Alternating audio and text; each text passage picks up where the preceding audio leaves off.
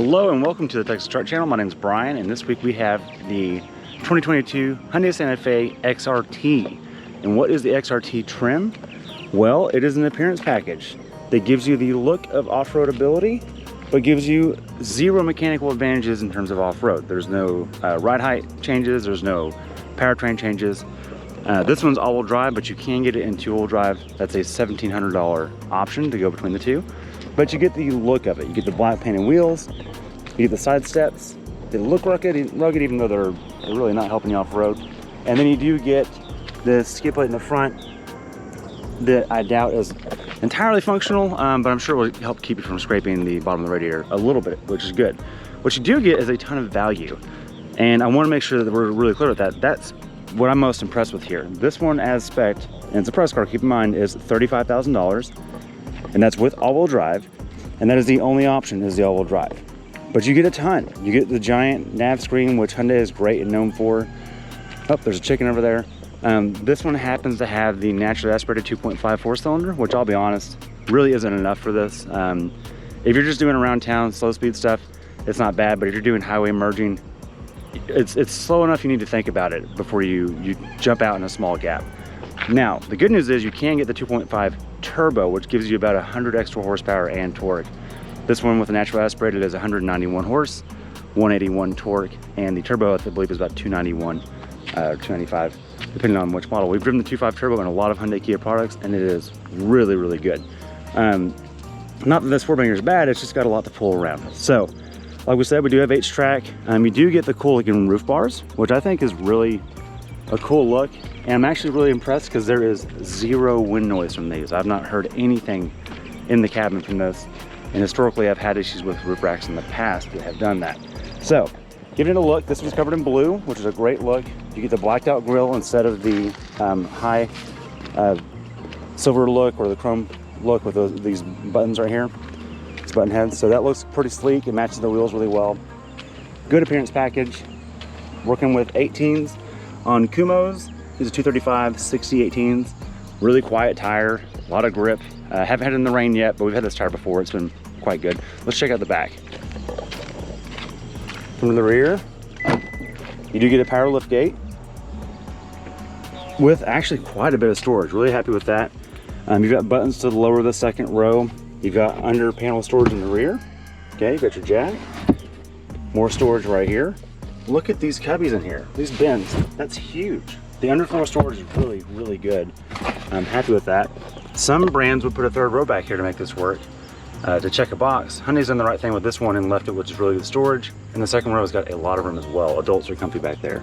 So, power folding or releasing for the second row to bring it down. Let's check out the second row. So these are cloth seats. This is when it's folded flat. It gives you a good flat surface all the way down. These are reclinable, and it comes with a center armrest, which you'd be surprised how many vehicles do not come with that. In the second row, you do have rear HVAC and USB ports down below, standard fare, the typical Hyundai Kia back. Now, you do not get the USB charger in the seat because they've mounted it down here. Some Kia products will put it there because they've got other things going on. You do see a lot of this hexagonal pattern, which I think is cool. This is just a simple speaker grill, but they made it more interesting. Really, really like that. Here's your side step, which I'll be honest, I don't know if this thing is heavy enough to need a side, or not heavy enough, tall enough to need a side step, but it is there for certain drivers. You also have the peasant blockers in the back, just to let people know how special you are. All right, let's check out the front. Again, the cloth seats. These are actually extremely comfortable chairs. I've been driving this thing all week, and I keep thinking to myself how comfy I am and how quiet the cabin is. Really impressive. You have this long pad at the front, so you have lateral support on your thighs, which is great.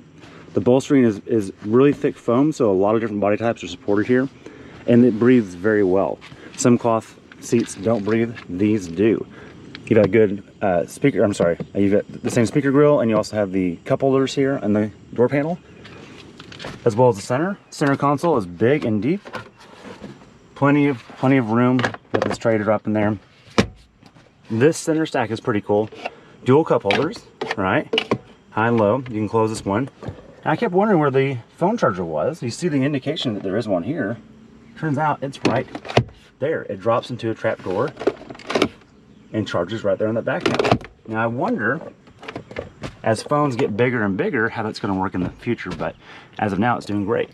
You do have heated seats and plenty of storage on here with another USB port there and a 12 volt on the other side. Typical glove box stuff here, nothing fancy. And an insert here which is very, very Toyota Highlander-ish. We've come to like this thing a lot. You drive around, you can throw a wallet in there, extra phone, whatever you got going on. And then into the driver's cockpit, you have the excellent Hyundai Kia navigation, which everybody loves. It's just as good here as it is in the Genesis. We're really pleased with that. And your normal Hyundai steering wheel. You do get leather wrapped steering wheel and a full digital cluster in the front. That's pretty cool. So let's hop under the hood and see what's driving this thing. Before we get to the underhood portion, let's talk about the drive modes. You do have your traction control buttons over here, and you have your lane keep, lane centering, and also radar cruise control. So this thing does have a lot of features. If you're doing a highway road trip, that is awesome. Normal Hyundai Kia stuff here, auto up and down on the front, not in the rear. I wish it was in the rear as well, but you know, it's fine. You do not have memory seats here. That would be available on a higher trim, probably a little limited, but this is again a value off-road appearance package. You get the rugged roof rack, the look and feel. So what's driving this puppy? Well, we've seen it before, and now we're going to see it again. The 2.5 naturally aspirated 4-cylinder. Nothing too crazy here, straightforward. It's quiet. It's actually quieter than it is in other models, and a lot of that has to do with the dampening that's right here. You've got extra foam here, and you've got foam here to quiet down the fuel injectors. That's pretty cool. Same thing there on the injection pump. So we like it. I'm happy with it. I do highly recommend that if you're going to buy this, consider the turbo. The turbo is really, really quick. Surprisingly quick in every model we've driven it in. It's really competent and comes with a dual clutch 8-speed. This has a traditional auto. The auto is good here, but it's just not as quick as you would expect. All right, one last thing I want to show you guys are the drive modes. Much like other Hyundai Kia products, you have a drive mode selector here. You can go between comfort, smart, snow, sport, and you can lock the center diff as well. That's for all-wheel drive. It makes the center holodeck style all-wheel drive system send more power to the rear more of the time. It's not actually a full-on mechanical lock, but it is there. So that's pretty cool. So we'll go between the drive modes. You have it on smart. That's your standard looking gauge. You can go to sport and make it red. And we're going to show you a little 0 to 60 type, not 0 to 60, but a little bit of acceleration run.